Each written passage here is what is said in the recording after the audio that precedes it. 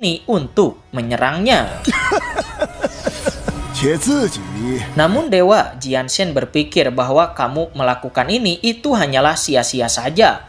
Karena aku bisa menyimpan kesadaranku selamanya di dalam pedang setelah kematian. Dan juga semua pedang yang ada di sini itu telah disegel dengan semua leluhur puncak Senjian terdahulu.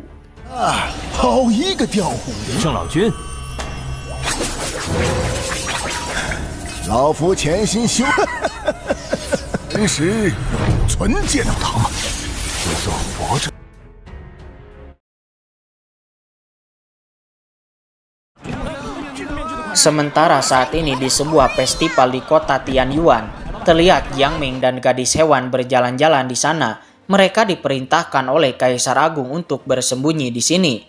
Terlihat hubungan antara Jiang Ming dan gadis hewan itu menjadi sangat dekat. Akan tetapi ketika Jiang Ming sedang sendirian, tiba-tiba seorang wanita tua menghampirinya. Dan ternyata wanita tua itu adalah pemimpin lembah Mihun yang sedang menyamar. Tujuan kedatangannya adalah untuk menangkap Jiang Ming.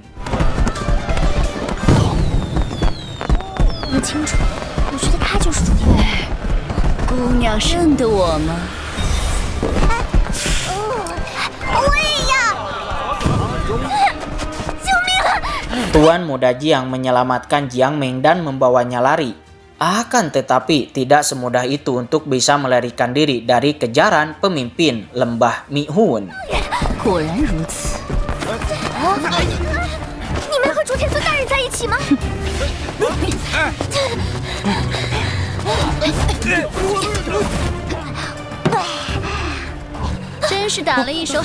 Ketika terdesak mau tidak mau, Jiang Ming harus berduel dengan pemimpin lembah Mihun. Walaupun terlihat kekuatan Jiang Ming jauh lebih buruk daripada pemimpin lembah Mihun dan dia tidak mampu melawan. Tuan muda Jiang yang sudah berjanji kepada Kaisar Agung untuk melindungi Jiang Ming pun berusaha sekuat tenaga agar Jiang Ming bisa melarikan diri.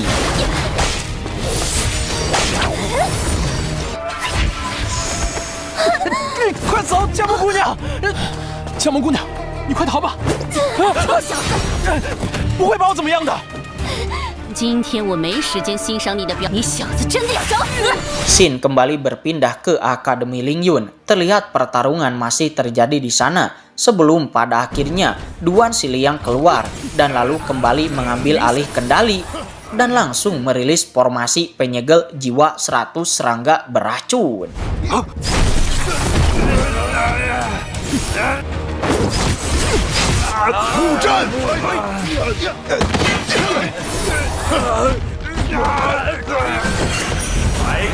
Sebuah panah dilesatkan dari kejauhan dan itu menerjang ke arah Duan Xiliang.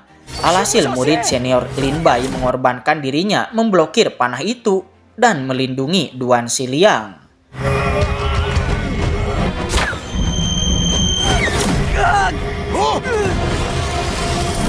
Hal itu membuat formasi gagal dirilis dan akhirnya keadaan kembali berbalik dan sekte api semakin membrutal. Banyak murid Akademi Lingyun dibantai tak berdaya.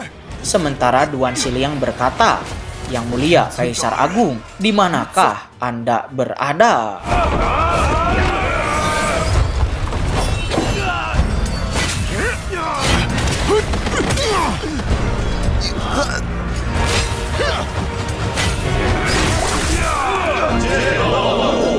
Kemudian banyak murid sekte api yang muncul bergandengan dengan murid puncak Senjian memenuhi udara di langit.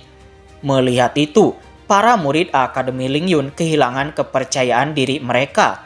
Akan tetapi pemimpin sekte api sebagai pria sejati, dia tidak memanfaatkan kemenangannya itu dan ingin bertarung one by one dengan Duan Xiliang.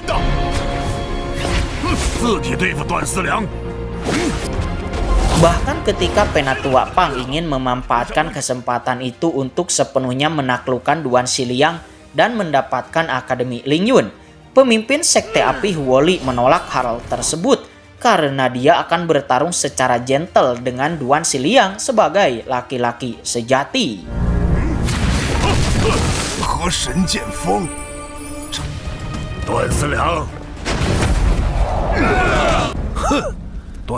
Mendengar itu, Duan Siliang setuju. Bahkan jika dirinya kalah, maka dia dan seluruh Akademi Lingyunnya bersedia untuk tunduk kepada Sekte Api. Akan tetapi jika Huoli kalah, maka kamu beserta seluruh murid Sekte Apimu harus segera meninggalkan Akademi Lingyun dan tidak boleh menginjakan kaki lagi di sini.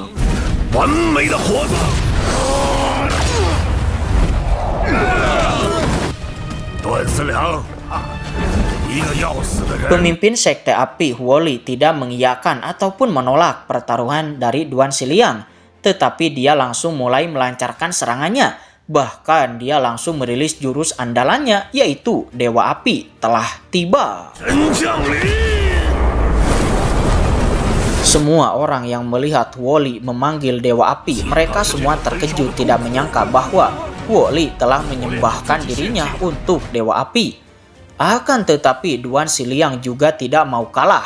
Dia merilis jurus Piton Api Es dan pertarungan pun bergema.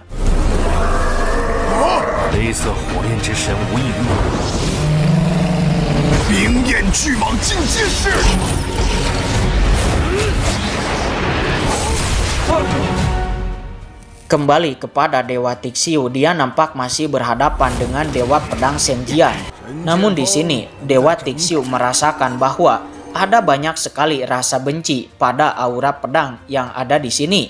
Dewa Pedang Senjian mengendalikan pedang-pedang yang tak terhitung jumlahnya, yang mana di setiap pedang tersegel jiwa dari para pendahulu puncak Senjian.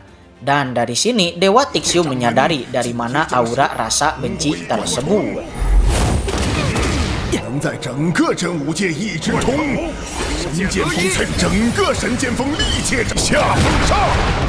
Dewa Tixiu terus-menerus menghindari setiap serangan pedang yang tak terhitung jumlahnya yang dilepaskan oleh Dewa Pedang Senjian. Namun ketika ada kesempatan, Dewa Tixiu langsung merilis jurus omongan non-jutsu dan menyadarkan semua pendahulu puncak Senjian bahwa mereka hanyalah diperalat oleh Dewa Pedang Senjian.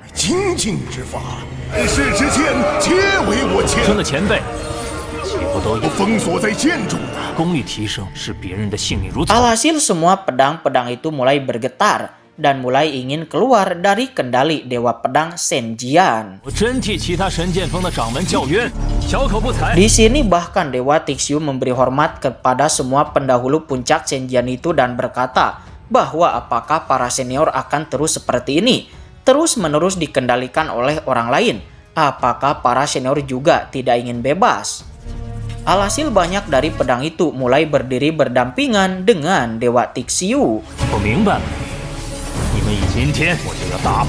Namun Dewa Pedang Senjian kembali mengendalikan mereka dan langsung merilis jurus 10.000 pedang. Di sini Dewa Tixiu berjanji untuk membebaskan para pendahulu semuanya, dan dia merilis guntur penelan jiwa dan berhasil mengendalikan semua pedang itu untuk menyerang balik Dewa Pedang Senjian.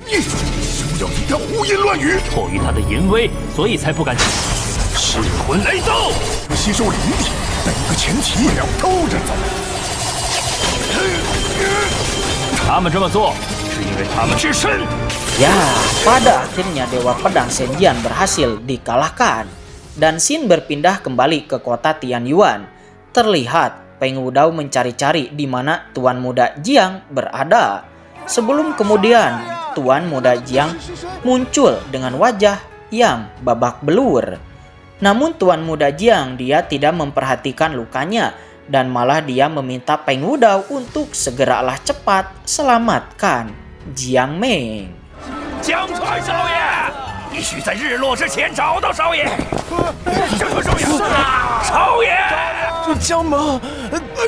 Kembali ke puncak Senjian, terlihat Dewa Tixiu yang telah mengalahkan Dewa Pedang Senjian. Dia melihat dupa di tangannya yang akan segera habis dan tidak ada lagi waktu. Dia harus secepatnya bergegas ke Akademi Lingyun. Namun untuk bergegas dengan cepat, Dewa Tixiu meminjam kekuatan pedang kilat ribuan mil dari para senior pedang leluhur Senjian. Salah satu pedang mulai bergetar berubah menjadi pedang besar. dikendarai oleh Dewa Tixiu dan melesat dengan kecepatan tercepat menuju ke Akademi Lingyun.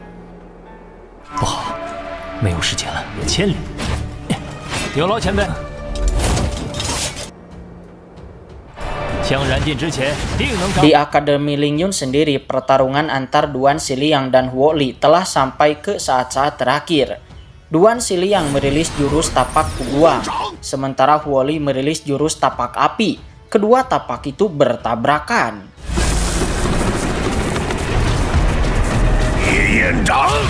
Penatua Pang di kejauhan terkejut ketika mendapati bahwa itu adalah jurus tapak puguang kelas 2 level dasar. Menurutnya, mana mungkin Duan Xiliang bisa menguasai jurus mengerikan seperti itu. Sementara Yue Qingbo, dia dapat menebak bahwa jurus itu pasti diajarkan oleh Kaisar Agung. Duan Xiliang sendiri saat ini dia sangat percaya diri dengan jurus yang diajarkan Kaisar Agung ini, yang membuat dirinya mendominasi pertarungan. Alhasil keadaan berbalik dan Huo Li berhasil ditekan, bahkan nyaris dikalahkan. Namun si Kehet Penatua Pang yang takut Huo Li akan dikalahkan pun tiba-tiba melayangkan serangan diam-diam, membuat Duan Xiliang terluka parah dan dikalahkan. Saat ini di alam atas, Jiang Wuxu dan Jiang Yunwei saling berdiskusi tentang akan runtuhnya Akademi Lingyun di bawah gempuran Sekte Api dan Puncak Shenjian. Dan saat itu mereka akan dapat dengan mudah membawa Jiang Meng hidup-hidup.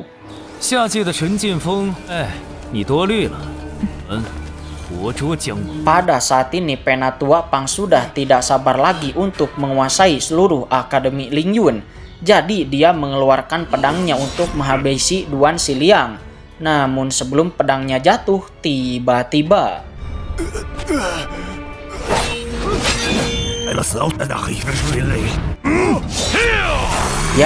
pemimpin Sekte Api Huo Li memblokir pedang itu. Dia tidak hanya kesal kepada Penatua Pang karena sebelumnya berani ikut campur dalam duelnya dengan Duan Xiliang.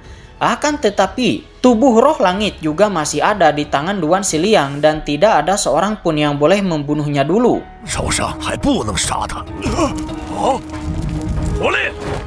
Perbedaan pendapat ini membuat Penatua Pang sangat marah dan dia menantang Huo Li untuk bertarung. Namun ketika mereka berdua akan beradu pukulan, tiba-tiba Yue Qingbo muncul di tengah-tengah mereka dan menghentikan konfrontasi antara kedua belah pihak.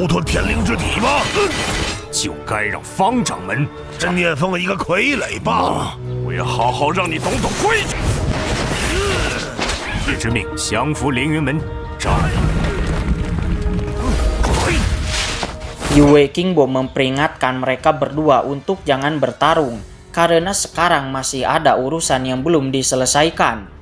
Tiba-tiba seorang murid datang melaporkan bahwa di ruang rahasia bawah tanah Akademi Lingyun ditemukan Jiang Ming di sana. Mereka semua pun segera bergegas ke ruang bawah tanah. Akan tetapi ketika membuka penutup kepala orang itu, mereka semua mendapati bahwa itu bukanlah Jiang Ming. Wanita itu menjelaskan bahwa sebelumnya Kaisar Agung telah memintaku menyamar sebagai junior Jiang Ming. Mendengar itu Penatua Pang sangat marah. Namun Yue Qingbo langsung menyadari bahwa semua ini adalah jebakan.